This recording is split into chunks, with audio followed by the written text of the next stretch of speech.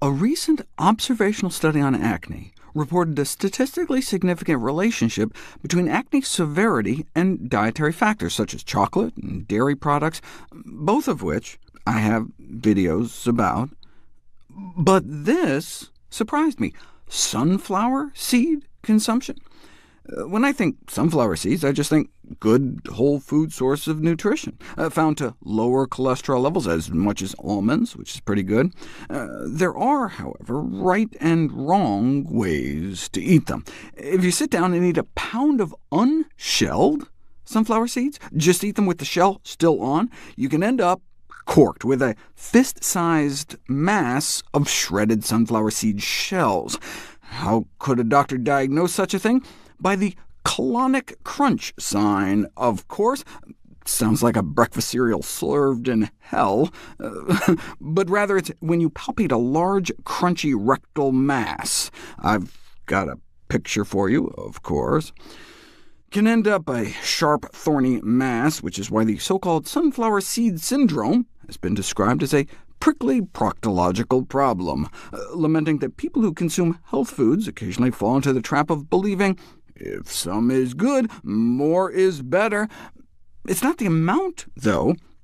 It's how they're eating them, with the shells still on. That's why the syndrome is uncommon unless the patients are children who don't know any better, or adults who are either impaired or have no experience with eating sunflower seeds.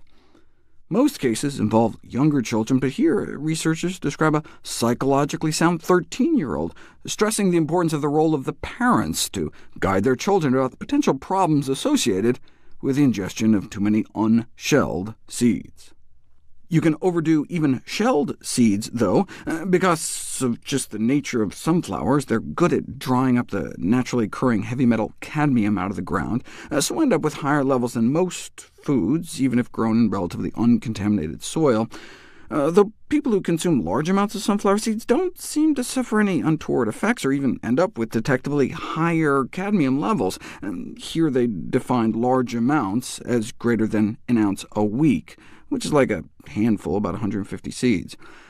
The World Health Organization recommends staying below about 490 micrograms of dietary cadmium a week. I mean, even if you ate a handful a day, you'd be well below that, but you may get as much as 36 a day from the rest of your diet, so I think one handful a day is a reasonable, safe upper limit.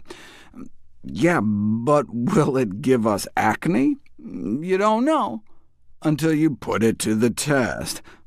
Yeah, but who's going to do a randomized controlled trial of sunflower seeds and acne? Nobody. Until now.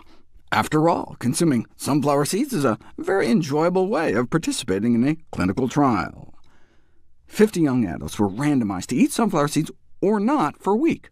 In the control group, the acne severity index stayed about the same, but in the sunflower seed group, they got worse. This translates into about 3 extra pimples in the sunflower group versus about 1 extra in the control group. They conclude that sunflower seed intake appears to aggravate acne. However, further evidence may be needed before banning sunflower seed intake in patients with acne.